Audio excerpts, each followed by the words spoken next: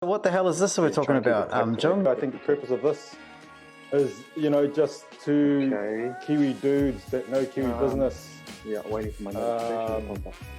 Talking about business, in a real context, without all the jargon, without all the guru shit, disruption, innovation, pivoting, fucking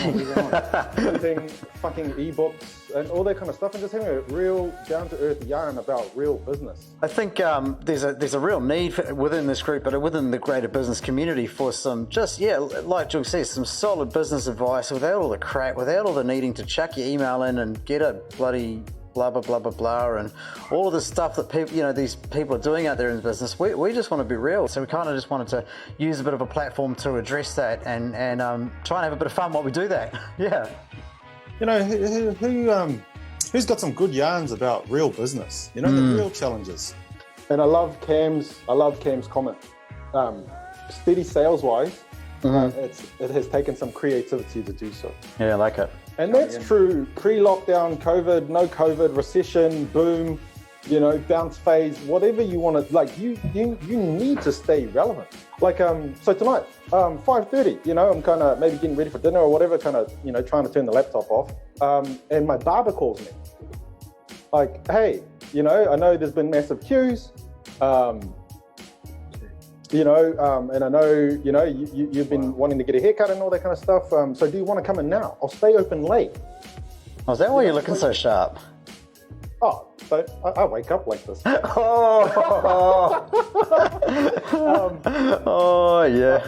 But I mean, see, that's creativity, but that's relevance. Fuck all of the process stuff you've been trying to work on and all the rest of it. Client focused. You can figure it out. You can work a bit harder. Deliver massive value. That's kind of the perspective of us coming on a Tuesday night. So kind of lock it in. It'll be 8 o'clock on a Tuesday night. Hey, good everybody. Yeah. Welcome to episode 3. Again, just reiterating the purpose for these first few episodes. It's just two real dudes, talking real yarns about business in a real and a practical and a kind of pragmatic way, and our intention is really to help businesses grow or progress their journey. We thought we'd take our experience, learning from some of the best in the world, running, failing, and some succeeding at some businesses, and tackle some live questions. We've been doing this for some time in a more private kind of group. And we recently launched the mastermind, but I think Nick's going to talk a little bit more about what we've been up to. Just trying to help Kiwi businesses, I guess. So welcome to the show. Say what's up in the comments down below. We are watching those, and it is, designed to be interactive because we think that's more valuable than just listening to two dudes talk. Any questions you have, throw those up, and we'll try and get to those. But as you can see, we've got some pretty good questions today that we're going to hit. But if you want to expand on those topics, take them other places, again, just hit us up in the comments, man. And our first segment, which Nick's going to introduce today, is giving you some insight into what we're really doing. Because I think, it's proof that we're kind of eating our own dog food. Right, Nick? I don't know about you, mate, but I don't eat my dog's food. Bro, high protein, good macros. Nah, man. It's all chicken and it's all chicken and horse, bro. Horse is all good. Oh, you're gonna hurt someone's feelings watching stuff like that, man. Oh yeah, sorry about that. I take that back. To be fair, she gets fed pretty well for a dog. What's up? Welcome to everyone who's jumped on already. Good to see a whole bunch of you getting on here. Hi, Polly. Great to see you on. And as Jung said, we're going to jump in and tackle a couple of topics that have sort of come up this week. But what we Polly's back. Yeah. What we wanted to do is just to give you guys a bit of an update about what we've been doing.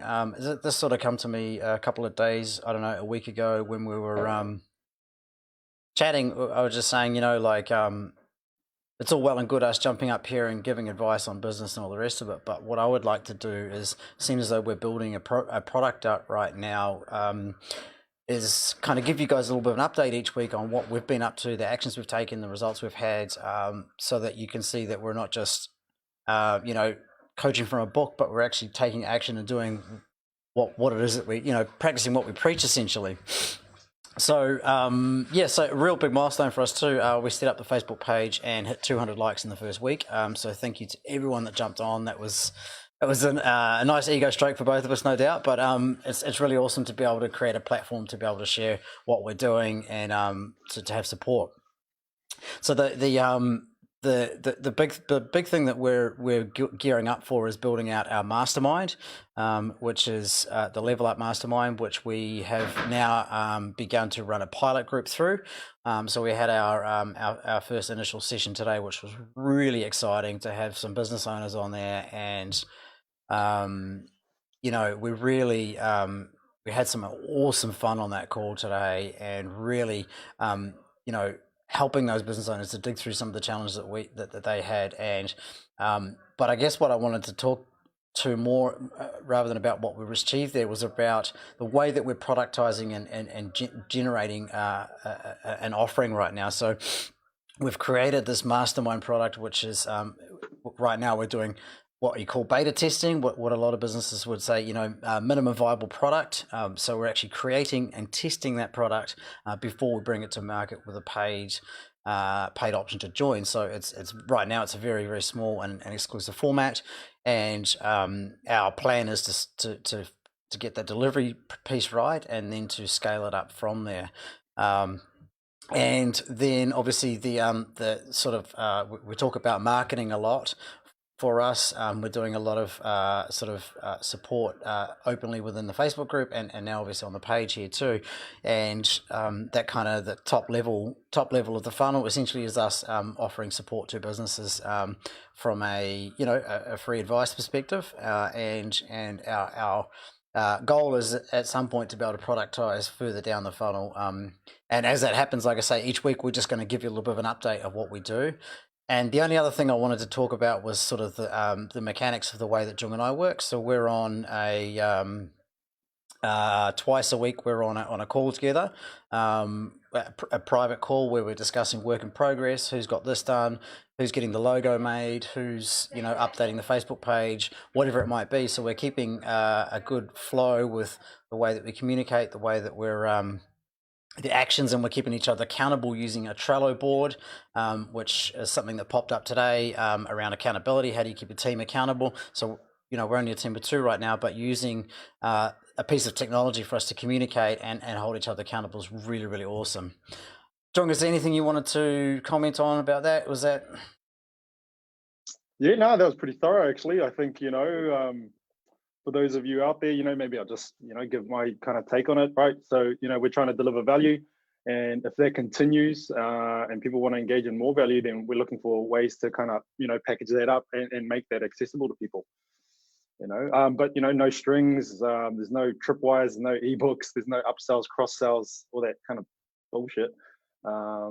It's just straight, hey, if there's some value here and you think we can help, then let's look at, how we can work together. Yeah, absolutely. I think that we sort of, before we got started, we did spend a little bit of time, talking about what the business might look like, what the roles might be, what we wanted to achieve. And both of us really had a key goal of really wanting to help small businesses in New Zealand to have more success in their business. And because we had that kind of, that core focus for our, some people say vision or purpose or whatever it might be, I feel like a lot of the stuff we've done has flowed really, really well because we're both on that same track. So I'm just going to say what's up to Polly, David, Mike, Sean, Luke, Russell, and Clayton. Good to see you guys on. Thanks for jumping on. Thanks, Sean. Yeah, man, I'm so glad that we managed to help you out with the landlord on that early days of the lockdown, mate. That was such a good, a feel good for what we've been doing with all of the stuff. So, and yeah, so shall we move on to topic 1, Jung? Are you ready to? Yeah, let's kick in. Sorry, yeah, just before we jump off that, if anyone has any questions, start chucking them in the comments. Oh, yeah. And the other thing I'll say, if you have any questions about, what we're doing, with our brand and how we're looking to, help more of the market, which is, small and medium-sized businesses, feel free to hit us up, because we're quite keen to be really transparent about that and the Gary V kind of document the journey kind of thing and give you some insight into that, there'll be some sensitive information, but as much as we can, we just want to be really, really open, because you might take some inspiration, you might learn a strategy or a tactic or a hack, and then steal it and apply it to your business and your situation and build your community. Yeah, absolutely. So tonight we're going to talk to pricing your offering. There was a couple of questions that popped up from a couple of different types of businesses this week, and one of them was, the context was that the business owner felt like she was doing heaps and heaps of work for almost no reward when she looked at the time. And I know, Jung, you did a thing on pricing 2 years ago that still gets massive hits, so I'm going to let you take the lead on this one. Okay. Yeah. Okay, cool. So sorry, I thought we were doing Kieran, but we'll jump into. I mean, unless we're sensitive about names, I won't say names actually. But if you're watching, because I know you guys were trying to tune in, the ones that kind of wanted us to answer some questions tonight. Just jump on, comment, and we'll Because again, coaching to a wall, to some extent, you will throw some shit, and some will be relevant, and some will be specific and stick. And then some won't. But if you're on here and you're saying, "Oh yeah, that's good," but what about this? Again, it's just going to be more powerful for you. So you want to hit those comments, but read the comments. But pricing, yeah, right. And so I think we'll throw a link in, because we're probably allowed to, because it's our shit. We'll throw a link in the thing. Right, there's a 9-minute video that I did which goes into the science of it. But essentially, I'm going to say this. So with this question, I think we tackle it in 3 areas. We tackle the mindset, the self-awareness piece. I think we tackle some strategy stuff, and then we get into some kind of tactical stuff. So what I'll say from a mindset perspective, or business concept, business philosophical perspective, is anyone who's really good around pricing, and that's whether you've come from the financial side or the marketing side, it's really about confidence. Yeah. When you look at handbags, Gucci can sell a $5,000 handbag, and you could get one from, I don't know, the warehouse or whatever, for $5. But intrinsically, there's not that much difference. Same job, and even the materials, unless it's picked by some eunuch monks in the Tibetan hills or whatever. And is that just a story? I don't know. But it gives them confidence, right? And it's also perceived value. Everyone knows about that kind of stuff. So what I'll say is largely it's around confidence. And so there's a mindset thing, right? And so this person, when they asked the question, they said, "Oh, look, hey, maybe I have some self-worth issues." And I think, yeah, potentially that is there, that is present. And what you want to do there is, try to flip it. And this is where, I think we've talked about empathy and the power of empathy in business before. And this is where empathy is not just avatar work and that type of thing, but it's actually, what is our offering, product or service? What's the value of it to our market? Yeah. Right. And that's what should be driving your pricing. So empathy used in this with good intention can actually increase your profitability. And I think, particularly for service-based, we're so kind of trained from our first day of being an employee.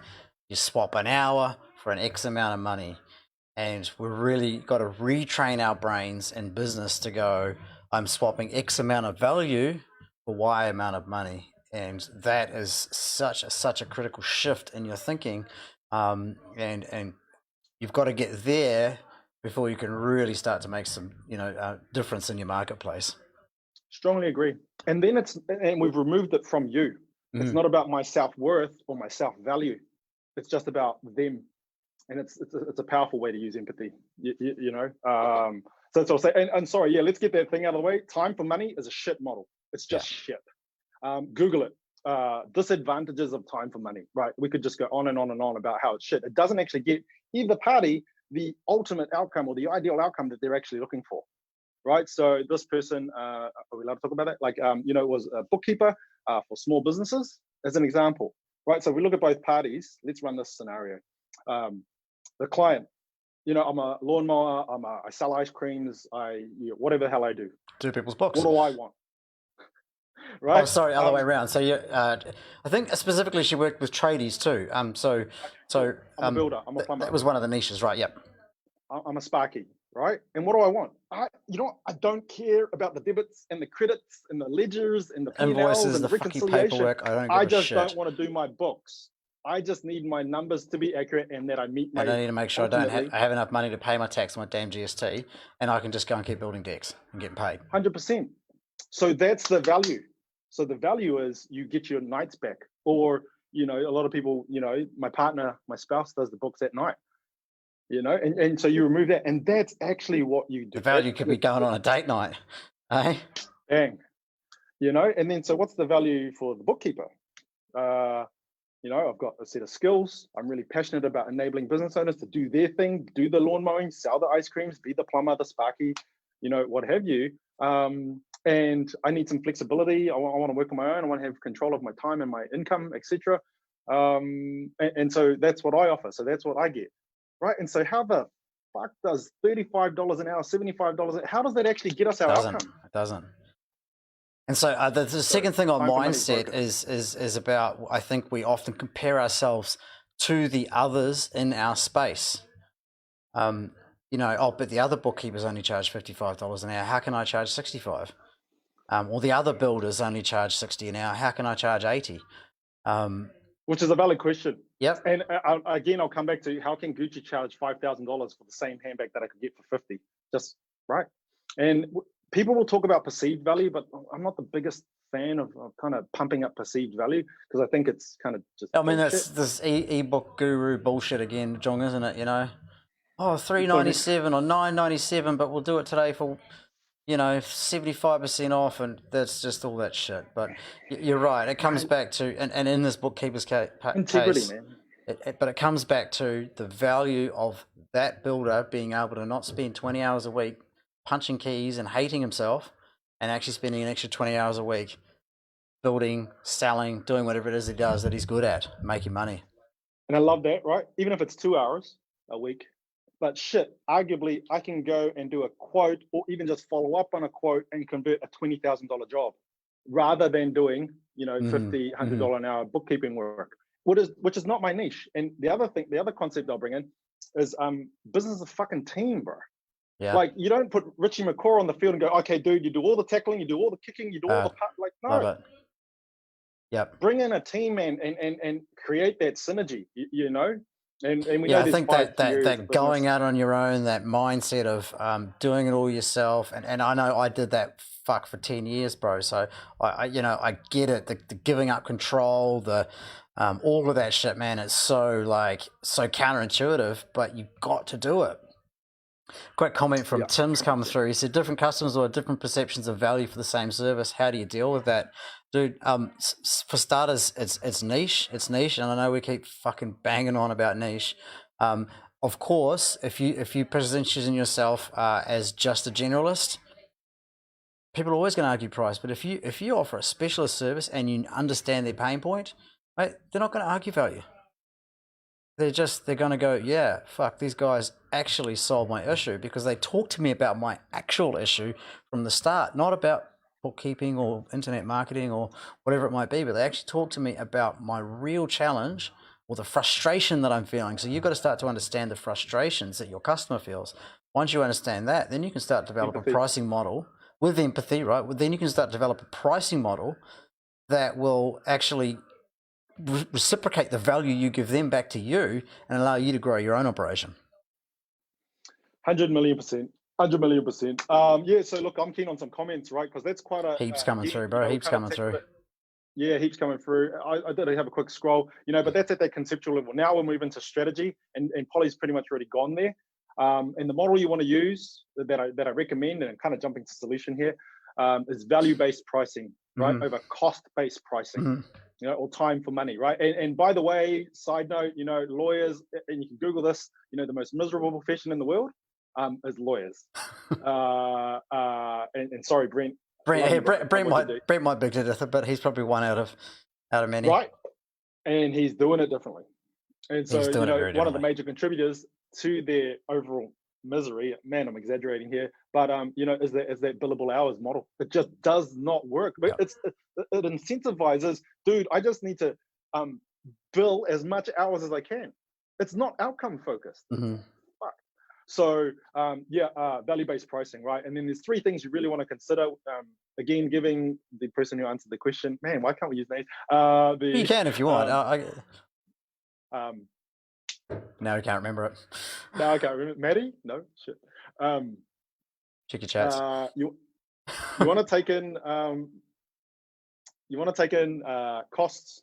So you've got to do costs, right? And this is for products or services. Mm-hmm. And you should be using value-based pricing. And it's in the video. Again, we'll share the link soon, I think. You want to take into consideration costs, right? And that's a whole lot of calculating. Obviously, with products, it's easy. It cost me X to buy this raw material. And then I do a bit of manufacturing, which I can quantify. And then that's your costs, right? And they're both direct and indirect costs, right? For the accountants out there. Services, it's a little bit different, but you can try to quantify your time, even if you look at opportunity costs. If I got a job as a bookkeeper, like as an employee, maybe a contractor, we'll just keep it as employee for now to keep it simple. I might get $40 an hour, right? And so there's your cost, opportunity cost. So you might factor that in. Then, market positioning. Mm-hmm. Where do you want to position yourself in the market, and where are you capable of positioning yourself in the market, right? And we'll go back to the Gucci or Burberry, Prada, whoever you want. But, there's a whole lot of other things, the story of, the virgins and the Italian hills that kind of pickle the grapes and all that kind of stuff. Wow, that was, man, I don't know where I'm getting my examples from tonight. Off the deep end. And a perceived value again, which again is just all fluff and bullshit if you ask me overall. But where you want to position yourself in the market, and look at it kind of in three ways, the top, the middle, or the bottom. And you definitely don't want to be in the bottom. Bottom's always a race to price. So product based can be a little bit of a challenge. I get it. Commoditization, everyone's selling the same shit, and it is harder. So that is a real challenge, but you still can charge more for the same product if you offer better value prop to the customer. So a better experience, a better way of delivery, a better overall. At the end of the day, you make the customer feel better for dealing with you over the cheaper competitor, and you're always going to get cheapies. We had this discussion last week with the Grab one, and sending the wrong. You're always going to have cheapskates. That's just life. But unless you are trying to be the cheapest, and then you have to market to cheapskates, stay away from it. And just accept that you can't help. Yeah. Don't fight the Chinese, bro. They'll always beat you on price, bro. Yeah. And so even Amazon's fucking cannibalizing its retailers now. And so the final point, the three differentiators are price, product, and customer experience. And so don't fight on price. Fight on the product or the service and how great it is at delivering the outcome for the user. Or the overall kind of customer experience. And so there's so many things you can do just on those two pillars. So costs, value, where you want to position yourself in the market, and then the last thing is the ROI. Mm-hmm. And I'm going to go to Clayton's comment here when we were talking about opportunity cost and all that kind of stuff. I'm with you. And that 2-hour job takes you days because you suck at it, right? So look, even myself, and I know my way around finances, but bookkeeping is a pain in the goddamn ass, and I put the wrong thing here, and now I've got to go back and you got to do a journal entry, you got to unreconcile, I can feel the pain right now, right? And so one, I don't enjoy it. Two, but probably because I don't enjoy it, I'm going to be shit at it, and it's actually going to end up having a bigger opportunity cost because instead of taking, instead of when you're trying to fix Windows at home, it took them hours instead of just being a 2-hour job. So get the experts in. Yeah, well, you could have just got someone and paid them $100, had your window fixed, and spent that that 2 hours making money. Yeah. And again, this is a calculation thing. So pricing is a financial thing, but again, overall, I think it's an overall confidence thing, because once you've done your calculations, because we all know confidence comes from information. When you've got enough information, you can be confident. So do all your calculations in those three areas: costs, value, ROI. Services-based businesses, there is like a 3.1, which is cost of not having. So what's the opportunity cost of them not having your solution? which is kind of what Clayton's talking about. And you can build that into your sales process too, very much so as you go through that. You know, if you're a quality, classy salesperson, you'll actually be asking your customer, "Hey, look, you know, what is this going to mean to you if we can free up those 10 hours a week that you're doing bookkeeping right now?" From a business perspective. So how much more can you earn from that? And then what's the cost if you don't make a change? How does your business go? What happens over the next 6 months if you don't free up this 10 hours? Well, I get stressed, I get frustrated, and what is that going to mean for you long term? And again, with empathy, you know, if we could make these changes, how would you feel about your operation? Oh, fuck, I love doing what I do. And you hit that, man, people are just they're going to be flying at you. Please, please, please take care of this issue that I've got within my business, whatever it might be, whether it's, you know, whatever, bookkeeping, or it doesn't really matter. But that's where we're really, you know, good salespeople need to get to once you understand your value prop. And we are going to touch a little bit more on mindset in the last section tonight too, Jung. So we'll. Okay, cool. Let's roll. I'll hit some comments. Yeah. So James one looks interesting there. Own an ad agency. We've moved away from hourly pricing a long time ago. Actual man hours take to carry the forecast, carry out the activity. Now we look for the forecast we can turn for the client. Absolutely, mate. Yep. We might be more expensive, but we're focused on actual ROI, not vanity metrics. Awesome, love it, dude. You know, if you were to spend, come back to Ben. Oh, sorry, you go. I was going to say, you know, if you were to spend, you know, $1,000 a month on your marketing, but we could give you X amount of leads, and then if you convert those leads, it's going to give you $5,000 in sales. Is that worth it? Now, that's a much better question than, oh, how much do you guys charge for, like, you know, 5 hours of social media management a month? So you've absolutely nailed it there, James. So I love the comments, brother. Cool.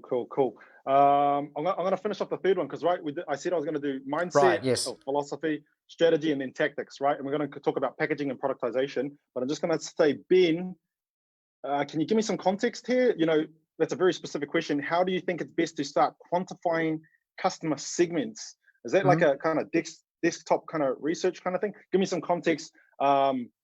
I don't know, who's your target market? What industry are you in? What are you offering? And then what are you trying to achieve? You're trying to say, what's the size of my market? Yeah, I think, Ben, possibly is it you're asking, you feel like you've got maybe more than one customer avatar that you're trying to serve, and you're wondering about how to quantify that. So it's some more context, bro, and we'll hit that. But the final one. Yeah, right. And so, tactically, and this was because a few of the questions were kind of around pricing. And I think because we've given it that breadth in terms of the answer, again, you know, mindset, strategy, and tactics, we should be kind of done with the pricing kind of thing after this for now, for today. But what I'll say is productization, right? And so I love, did he productize, James? Anyway, when it comes to productization, and this is something that the bookkeeper should do, you know, and you can productize a number of ways. Again, you can productize around some hours. But what I recommend as much as you can, and take some marketing and obviously some sales savvy, is marketing around outcomes, you know, or building your packages or your products around outcomes. So you could have a gold, silver, bronze package as an example. So there's some real tactics that, you know, and even digital marketers, because I've coached a number of digital marketing agencies, you know, retainer is also another model. But then packages, and it might just be, you know, again, you've got to do your calculations first, you know, to run your Google AdWords campaigns or your Facebook ads, your pay-per-click campaigns, whatever, to write one blog a week, it's going to cost me this much. And then that's where the productization kind of comes in terms of my hours. And then you kind of put a price on that. I would slap on a little bit of pre-work, post-work, you know, extra hours onto that. And then, you know, you go and sell that. And then you've got a bit of fat in there, because this bookkeeper who raised questions tonight was like, sometimes I'm doing a lot of pre and post work, right? A lot of follow-up emails or answering queries and things like that, and I don't charge for them. And that's a whole self-worth, integrity kind of thing, because you wouldn't let your staff go and do free work and not pay them, you know. But for some reason, we're okay to do it for ourselves. But you can package up hours and have a bronze, silver package, or you can package up, you know, again, outcomes, which I think is like, you know, we'll do all your reconciliation, and, you know, we guesstimate that it's going to take about 5 hours. I'm about $100 an hour. So, you know, that package is $500 a month, you know, or it's $50 an hour. So it's $250 a month, what have you. So those are the tactics. It's around productization. And I think that's going to drive. I was going to say, if anyone does have specific questions around productization, hit us on the DMs and we can maybe specifically spend some time on productization, because this is one of my favorite topics, man. And like, fuck, we can go deep on that. So, bro, let's skimming on it. Yeah, let's jump in because I'm conscious of people's time as well. Growing services businesses, and this one was geared around location based. It was specifically a childcare center that you had a question about. And I'm keen to hit this from obviously from a high level perspective on some strategy around real world action steps that someone in this type of operation, especially coming out of a fucking COVID-19 bloodbath, how can we practically take the service-based business now and start to grow it back to what it was and beyond that, scaling it and make it a an operation that's worth their while. Okay, cool. I'm gonna come in at a high level, and then when what you can do is kind of bring it in down to action steps after that. Just gonna shout out to Polly. Love that she works on retainer. I think that's one of the first things. That's probably what I recommend to the bookkeeper. Just start going on retainer. Even if you just work out the average that client spends with you over the last 3 months, 6 months, and then just average it out and start just moving that way, because that is a very early stage form of productization. And then Polly says, can we do productization next week? So productization would be fun. I love that. So let's do that. Let's make that topic number one. Okay, cool. In terms of service-based business, and Linda's business specifically was kind of around those after school care, right? Care programs. Where your kids go while you're still at work. Yeah, pretty much, right? Which is just the reality of economics these days. So, and the first thing I'll say is, and that's why the topic is what it is because a lot of ways it's just a location-based service business, similar to a barber or a hairdresser or a dentist, maybe even a lawyer, actually, right? So if you've got a services business and your physiotherapy, all these health practitioners actually, what do you got to do? And it's the same as, a lot of businesses, man. First thing I think is kind of start with your market, know their requirements. And that's where location significantly plays in, not only from a location perspective, you guys know that saying, or business strategy or concept. But if you're in, I don't know, North Auckland versus West Auckland versus South Auckland, that plays in, right? And so your branding needs to appeal to the region that you're in, the market that you're in. To the region. And that's, again, location. And all the other thing is, right, it affects scalability. How are you going to scale? How can you make $10 million out of a location-based service business? It's really, really hard. Ideally, you want to digitize if you want scale. It certainly may not be someone's goal either, but I think it's really thinking about, and it leads really well from that value-based equation we just discussed about there. But it's really thinking about what is your, the value prop that you bring to the client, and then what is the level of scale that you're hoping to achieve from the business, because not every business needs to be goals. 2, 10, 15, 20 million. You could have a business that does 300 grand in revenue and has a highly profitable model and be very, very happy with that. So certainly, that comes back to you as the entrepreneur, what your goals are in the first place. But be practical. Maybe you want to work 4 days a week and fish every Friday, but that's your goals. And can I just throw this in there, because this is going to come up for us a lot, is man, all the business strategy and the tactics and the hacks, man, you got to know your personal goals. What kind of lifestyle do you want? Because that's going to so drive the business strategy. And if you don't have clarity on that shit, man, as a business coach, I'm kind of playing with water here. Yeah. And so just be practical about that business. Be real about the scale that it's got. If you're an aftercare kid and you can only have 30 kids, well, then be very real about that's your maximum capacity. Then look at what your market will allow you to charge. Obviously, there's competition. There's all of that kind of stuff. So figure out where for that 30 kids, the amount of revenue that you can generate and the profitability that you need for you to meet your own goals. And if you do want to scale from there, some great tactical, strategic ways that you can look to grow, things like joint ventures or partnerships, or even can you create a buying group or I've talked about this a couple of times, like find someone who's in a similar space and team up with them, work with them. Get some synergies within your supply chain. Get some synergies within your your branding and your marketing costs, because marketing in one location, it's really, really expensive. But even if you just agree to become a bunch of partners that put the same, Bob's Childcare on the building, and started to split even just your marketing cost over 6 businesses rather than one, you're going to start to see more scale and profitability. So that's just some very practical stuff that you could do. And it's not going to work for everyone, and totally, it's all going to come down to the entrepreneur's mindset and their ability to communicate. But I guess that's kind of everything we're talking about here when it comes to business.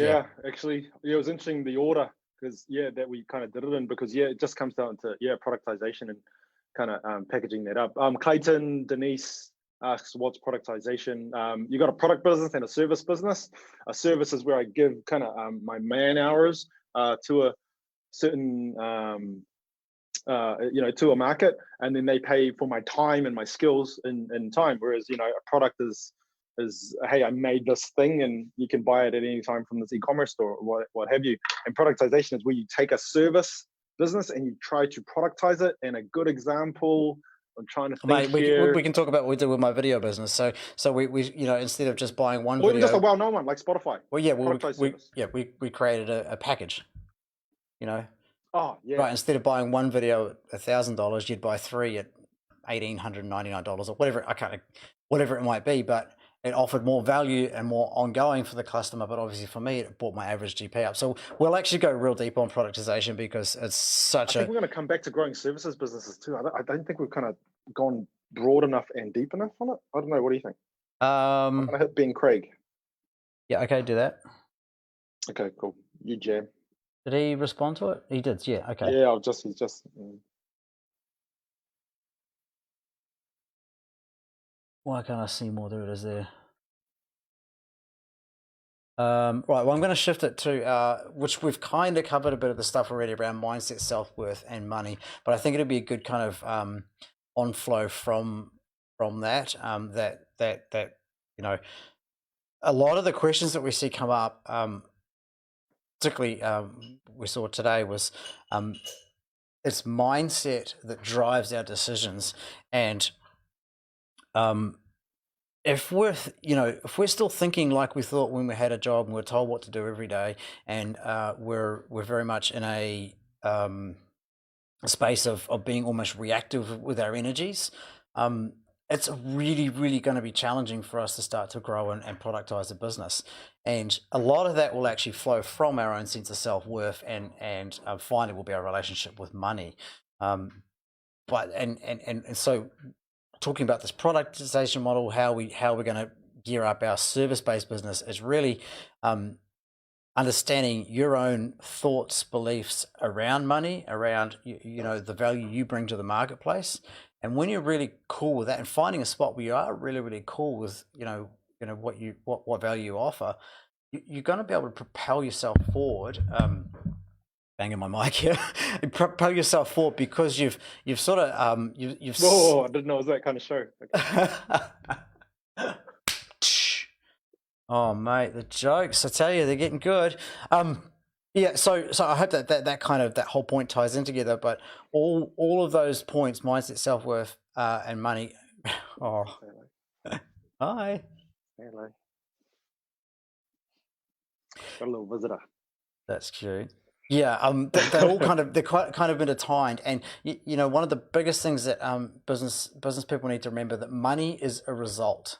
Money is a result of our actions, and our actions are driven by our mindset, self-worth, and beliefs. So if we've got a shit garden, if we've got a poor mindset, poor self-worth, and bad set of beliefs, and that's what's driving us to drive our business, the results are going to be pretty crappy as well.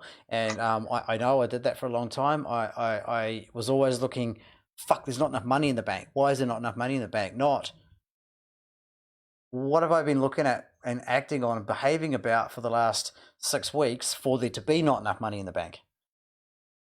Yeah, so that's what and that's a real it's quite a a high level, and it is a lot to do with your internal game as a business owner. But this is such a critical piece to getting all of what we've talked about. We probably should have done this one first. Now I think about it, Jung. Yeah, actually, it's interesting, eh? I think maybe starting with mindset, because we can always track everything back. All the sales strategies, sales tactics, marketing, leadership, everything can be tracked back to mindset. So maybe it's not probably not a bad format. So did you have a? I should I should introduce. Yeah, sorry guys, I'm solo parenting. So sorry about the guest. They get to be a bit lucky because Dad's working tonight, so they get to stay up a little bit late. This is Mila, my daughter. How old's Mila? Yeah, so she's going to hang around now. How old is Mila? She's 4. She can't hear you because I'm on. Oh yeah, of course, yeah. Otherwise, she'll usually kind of say a little piece, and then she'll get all shy. So did you want to answer Ben's? Ben? Yeah. Perfect. Hey Ben, so what I kind of am getting, and correct me if I'm wrong, I hope you're still listening or tuned in.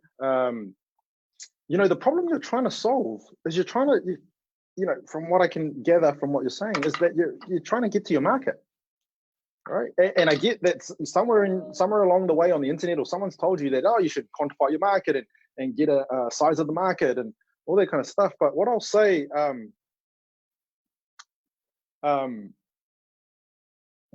is, dude, if that's your problem and you want to get to market, this might sound blatantly obvious, but just go and find your market, dude.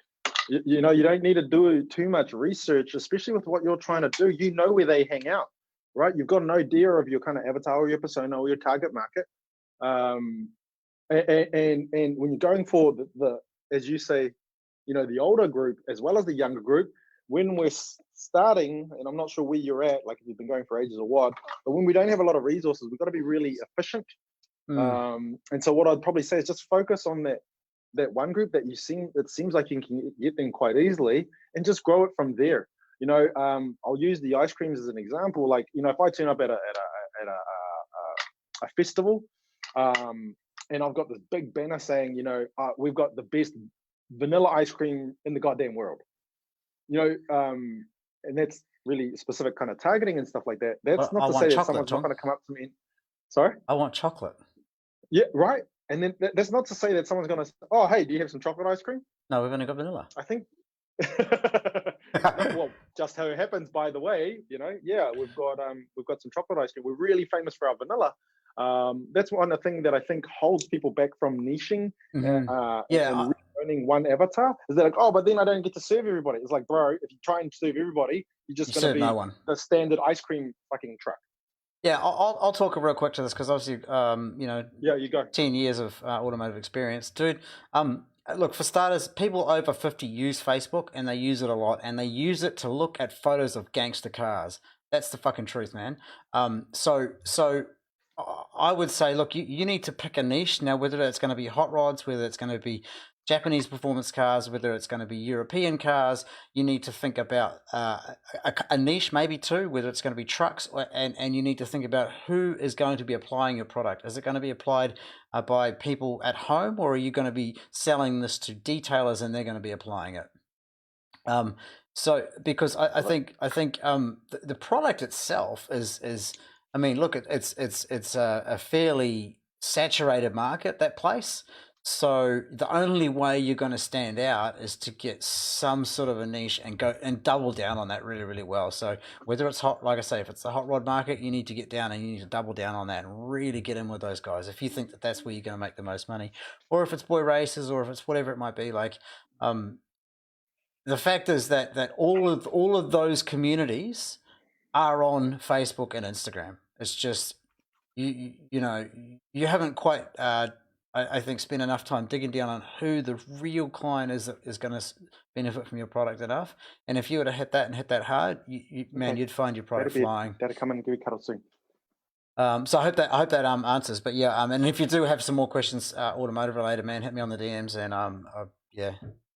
Oh man, yeah, jump on the show, man. I'm keen to jump into this case study. It's a really, really cool one, right? Because I think that's where so many of the small business owners are at now. You know, and I'm not sure what size you are. So yeah, I'd love all that kind of context too. Yeah.